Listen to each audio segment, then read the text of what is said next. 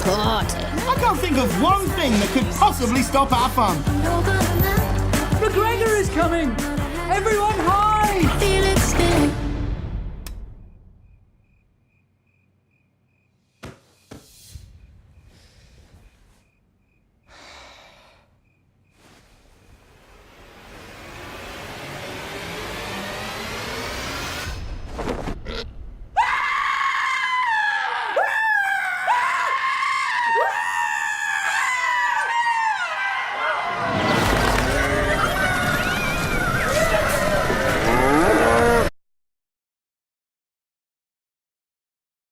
So, Donald, congratulations on Peter Rabbit. Thank you very much. It's absolutely hilarious. Thanks. You know, you've worked with CGI before. You know, you had Ex Machina. You've had the Star Wars trilogy so far. What was it like with this, though? Because you're working with characters that are completely CGI, so they're not really there.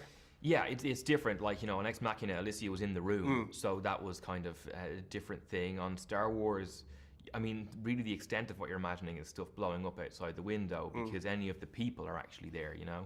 And this was very, very different because there's full-on fights with things which just are not in the room with you. You're just imagining them. And then not only do you have to imagine them, but you really have to, like, whatever way your hands move has to really work for them afterwards. It can't be out a little bit or mistimed a little bit. So it was quite technical in a lot of ways, but I really enjoyed it because Home Alone is one of my favourite movies, and there was elements of that to it, which I was kind of like, I'll be honest, I was just thrilled about, you know? Yeah. Because you have that particular scene, like you talked about, where you're fighting Peter. Yeah. And there's fantastic comedy beats.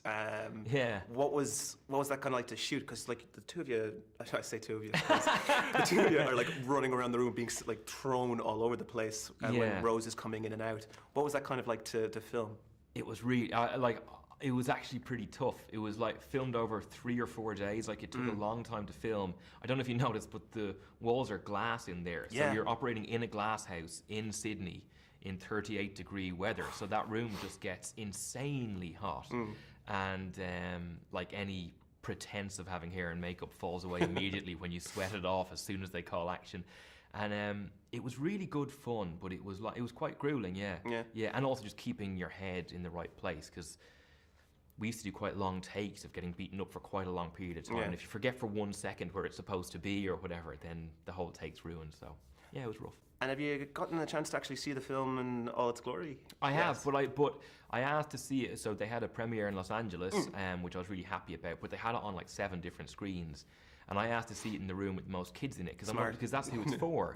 And they put me in the room with all the adults and executives, and I was like, this is fine, but I want to I want to see it. So I think it's in London soon, so I'll try and see it with like a lot of kids. I was lucky enough. I saw it in a family screening, and I can tell you right now, the kids were just absolutely enthralled. Especially when you pulled Benjamin by the ears. Oh yeah. I heard tears. I heard laughter. I heard crying. I actually heard a child crying. I was like, that's what we want. Weeping children. Exactly. That's what I'm after. When I made Peter Rabbit, I wanted to make children cry. No, it's the notion of hearing them laugh. I remember being helpless with laughter when I was a kid. It's a thing which can leave you as a grown-up. You know, it only kind of really springs in you at odd times. But seeing a kid full-on laughing, and I've heard that that's what it's been doing to kids, that they've really, really been having a good time with it. So I'm hoping to experience that myself. Yeah. And at any point did you get to meet the rest of the cast? Because I mean, you've got a great cast here. You got Margot Robbie, you got Daisy Ridley, you got Elizabeth Debicki, and you've got James Corden. But I don't think did you actually get to see them? No, I didn't at all. Never during the filming. I'd met James, I'd met Margot, I've worked with Margot, I'd worked with Daisy before. Never met Elizabeth, but had seen her stuff and really liked it. So getting to meet her was really nice, the premiere. And then the others they're just really good fun. So yeah, it was great. And what was it like working with Rose? Because the majority of your scenes are with Rose as Thomas and Bea. It was great. I mean, like, she's a very, very skilled dramatic actor, but also has had this huge kind of like coming out party of being amazing at comedy kind of in the last, whatever it is, like 8 years, 10 years. And she's just superb. Like, she's really easy to be around. She'd worked with Will before. She's very, very funny, like really funny. And in her own very unusual way as well. So it's lovely to kind of just bounce off that energy and see where it takes you. So the days when she was on set were the easiest by far. And was there any improvisation? Because if the script in that flows so wonderfully, and I don't know if you can, because obviously, like you said, they're CGI characters. Can you improvise at all during any of the scenes? You can. I mean, really, with the scenes with Rose, you could improvise quite a lot, and then the scenes with the rabbits, you could throw in something, but then in your head, you have to invent what they say back to you, and then hope that the animators don't all rush in and say, "What the hell are you doing? That just cost us another 150 grand." So it was that was limited, but it was. But the time for, and it's not improvisation because it's rehearsal, but really in rehearsal when you're figuring out the fights and you're figuring out those beats, that's the time to really figure out, every aspect of stuff, and then they can always cut it down later. That was the idea anyway. And you talked about Home Alone there. Were you looking forward to the scenes where you basically at their mercy in the house, trying to open the door? Yeah, that was proper fun, you know, and the rakes, and then being up on the roof. There was an extended version of being up on the roof where I was trying to hop up to kind of get to the chimney before I slid down and get blasted off it.